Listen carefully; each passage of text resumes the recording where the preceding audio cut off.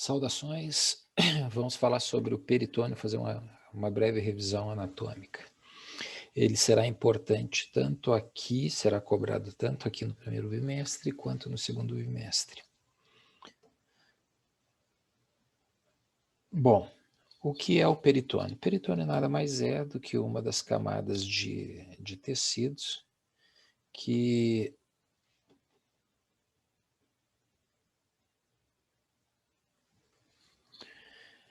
recobrem os órgãos intraabdominais, formando uma camada que será em torno dos órgãos, a chamada visceral, e outra que recobre as paredes do abdômen, que será o parietal. Ele é formado de um epitélio plano e tecido conjuntivo, ele sustenta as vísceras abdominais e as recobre, como eu já disse, ele é dividido em visceral e parietal. O visceral ainda formará os omentos ou epíplons, os ligamentos, mesos, recessos, a cavidade em si e a bolsa omental. Veja o que eu falava, então, uma camada, uma folha que está conectada com a parede e outra com as vísceras. Observem aqui esse diagrama, que nós vemos, então, esse azul mais intenso, onde eu vou passar agora a caneta vermelha, ele seria o parietal, e esse que recobre as vísceras aqui é o fígado, aí vem o ligamento gastrohepático, aí recobre o estômago, forma o grande aumento. Todos eles são os viscerais. Tudo que está em contato com as vísceras, de alguma forma, é o visceral. Quanto aos omentos ou epíplons, são porções de peritônio que unem pelo menos duas vísceras, sejam elas ocas ou maciças, uma maciça, uma oca. É formado sempre por uma dupla camada e contém vasos em seu interior. O aumento menor, ele une a pequena curvatura do estômago ao fígado, tá? Ao fígado. A chamada face visceral do fígado. Então, esse é o pequeno epíplon, ok?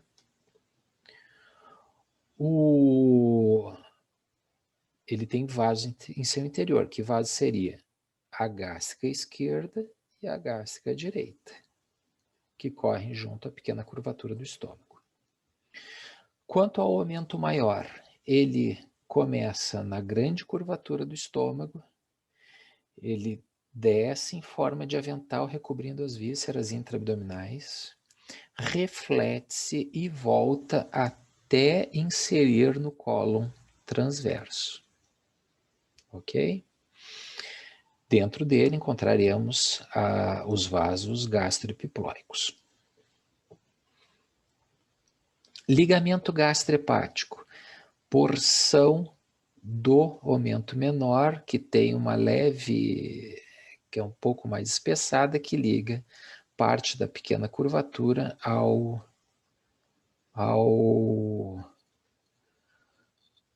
fígado. Ligamento hepatoduodenal. O ligamento hepatoduodenal, no seu interior, nós encontraremos o pedículo hepático. Ele sai da primeira porção do duodeno, vai até a região do hilo hepático e dentro dele está contido o veia porta, artéria hepática comum, hepática própria, perdão, e colédoco.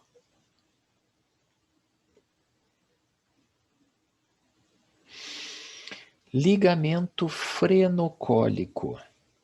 Freno de diafragma, cólico de colo. Então, ele liga o diafragma até a flexura esplênica do colo. Ligamento gastroesplênico. Liga o fundo gástrico ao baço.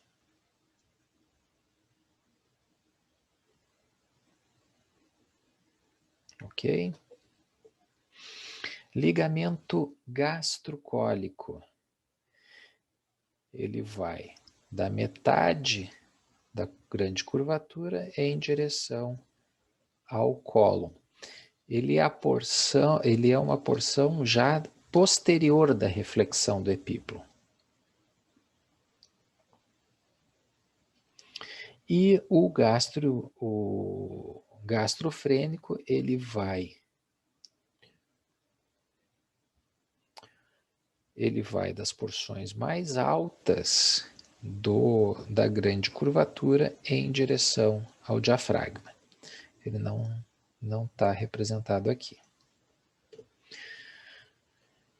Ligamento falciforme é o ligamento que liga o fígado à parede anterior do abdômen. Dentro dele, nós ainda encontraremos ligamento redondo, que não é uma estrutura peritoneal, e sim a obliteração da veia umbilical. Ligamentos coronários.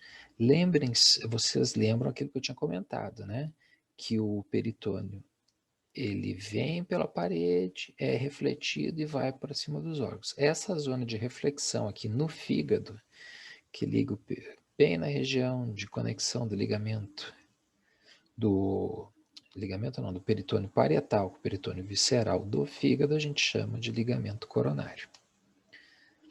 Na zona nua, tanto do lado direito quanto do lado esquerdo, onde formam-se esses ângulos, nós teremos, então, o ligamento coronário passa a chamar de ligamentos triangulares, o direito e o esquerdo. Mesentério. Mesentério, os mesos, né? Os mesos, nós vamos ter os mesentérios e os mesocólons.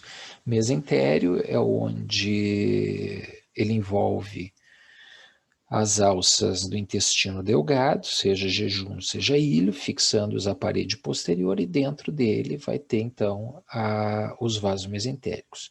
Ele corre diagonalmente no estômago, no abdômen, perdão, e se insere a parede posterior do abdômen desde L2 até a altura da articulação sacroiliaca direita, né? Ele tem uma orientação onde a sua porção superior está à esquerda, mais à esquerda, relativamente mais à esquerda, e a porção inferior à direita da linha média.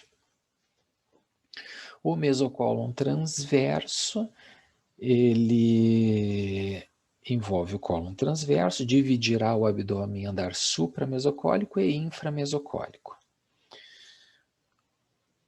O mesosigmoide é o meso relativo ao sigmoide. Nós teoricamente temos um mesocólon ascendente e descendente. A grande questão é a seguinte, que como o cólon ascendente quanto o cólon descendente, com o desenvolvimento e as rotações do intestino, ele acaba, a maior parte dele, coadunando, grudando com o peritônio parietal. O peritônio visceral acaba se juntando ao peritônio parietal, formando a chamada fáscia de coalescência. Então, nós não temos um meso livre, do mesmo jeito que nós temos um meso livre do mesentério, o meso do mesosigmoide, o mesocólon transverso, ok? Acaba sendo que ele não está livre, mas existe. Se a gente consegue liberar o peritônio aqui, a chamada fáscia de coalescência, nós conseguimos levantar o colo e separar, a gente consegue ver então o mesocólon, tanto descendente quanto ascendente. É importante essa informação da face de coalescência, que é onde se formam as goteiras parietocólicas, direita e esquerda. Importante saber, guardem esse espaço na mente de vocês, as goteiras parietocólicas. Quanto às escavações ou recessos, os mais inferiores, a zona de maior declive nas pessoas em pé, em ortostatismo, é o fundo de saco de Douglas, ou chamado recesso reto vesical, tá? Onde nós vamos ter a porção anterior, o terço superior da parede anterior do reto, em contato com a base da bexiga e próstata, ok? Esse espaço aqui, ele normalmente ele não existe, né? Os espaços dentro do abdômen, eles são virtuais, eles não existem. Só existirão se forem repletos de algum elemento, seja água, sangue, elementos patológicos, cânceres, certo? Fora isso, eles não existem. Até porque a pressão intraabdominal acaba fazendo com que os órgãos mantenham contato uns com os outros. Então aqui, fundo de saco de Douglas, nos homens, é o espaço reto-vesical. Nas mulheres, é o espaço reto-uterino, tá? Aqui é o fundo de saco de Douglas nas mulheres. É importante guardarem também esse espaço aqui, ó, vésico-uterino, tá? Ele é importante porque pode ser zona de implantação de metástase, pode ser zona de implantação de endometriose e pode ter líquido numa paciente com trauma abdominal fechado. Na hora de vocês fazerem um FAST, pode ser que encontrem líquido ali também. Espaços supramesocólicos. Lembrem, supramesocólicos são aqueles que estão acima do cólon, do mesocólon transverso, tá? Então vamos lá, do lado esquerdo do abdômen, nós temos o baço, temos o diafragma. O espaço que existe entre o diafragma e o baço, nós chamamos de espaço subfrênico esquerdo. Ele se estende até a altura do lobo esquerdo do fígado, tá? E o espaço subfrênico ele é dividido em espaço subfrênico esquerdo e direito pelo ligamento falciforme, tá? Temos também do lado esquerdo o chamado espaço espleno-renal, tá? O espaço espleno-renal que pode ser um espaço onde podemos encontrar líquido num trauma, por exemplo. Certo? Do lado direito, tá? Nós também teremos, então, o espaço subfrênico. Que é o espaço que fica entre o diafragma e o fígado. O espaço aqui, o espaço que existe entre o fígado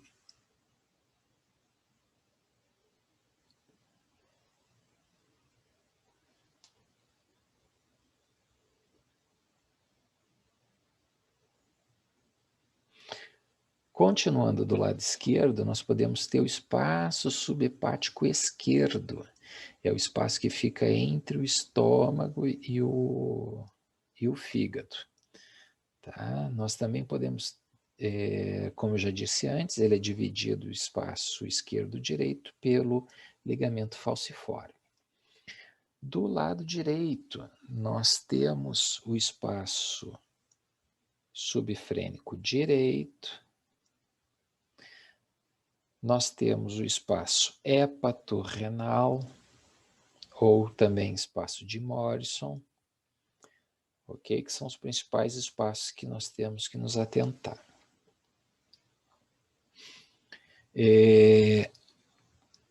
Vocês lembram do aumento menor, né? O espaço posterior ao aumento menor, que tem então, com parede anterior, o aumento menor, a parede posterior do estômago, como assoalho, o mesocólon transverso, e com parede posterior, o pâncreas, nós chamaríamos de bolso mental ou retrocavidade dos epíplons.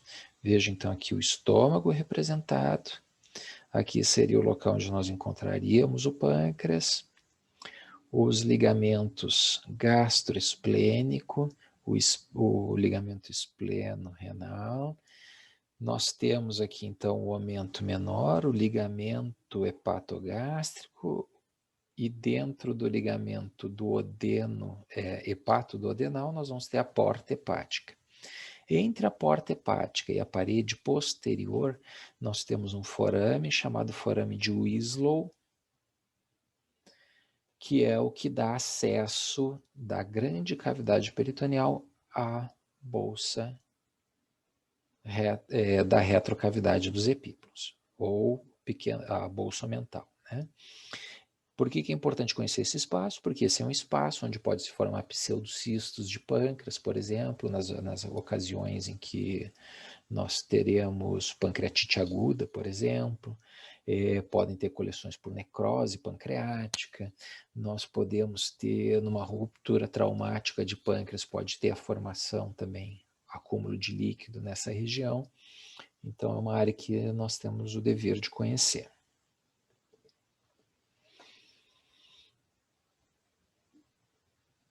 Então, aqui de novo representada a parede anterior da bolsa omental, então, parede posterior do estômago e omento menor. O assoalho é formado pelo mesocólon transverso e o próprio cólon transverso. A parede posterior pelo pâncreas. Veja aqui, nessa região nós temos o ligamento hepato-duodenal, então através daqui nós acessamos aqui, tá? É a região, é o forame de Wieslow.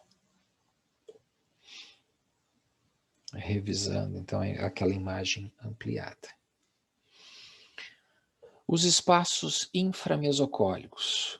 O mesentério, ele divide o espaço inframesocólico em direito e esquerdo. Temos as chamadas goteiras parietocólicas, que eu já expliquei, e podemos ter nas dobras do mesosigmoide o chamado recesso intersigmoide. Uma coisa importante aqui do mesosigmoide é o seguinte, que o vértice do mesosigmoide, ele marca a passagem do ureter, tá? Veja aqui onde eu estou marcando, onde estou delimitando, é o ureter. Então, o vértice do mesosigmoide é um reparo anatômico para a passagem do ureter. Além disso, existem os espaços perirenais. O espaço perirenal é delimitado pela face de Girotá e pela face renal posterior de Zuckerland. Eles podem ou não se comunicar pela linha média, vai de cada pessoa. O pararenal anterior é onde está em contato o cólon, os cólons, seja ele o direito ou o esquerdo, né, com o rim. Então, isso aqui seria o espaço perirenal anterior, onde eu estou marcando bilateralmente. Tá? E o pararenal posterior é a região entre a fáscia de Sutherland e a fáscia transversalis posteriormente. Então, era uma breve revisão que eu queria fazer com vocês, porque isso vai nos dar base para o entendimento do FAST. Muito obrigado.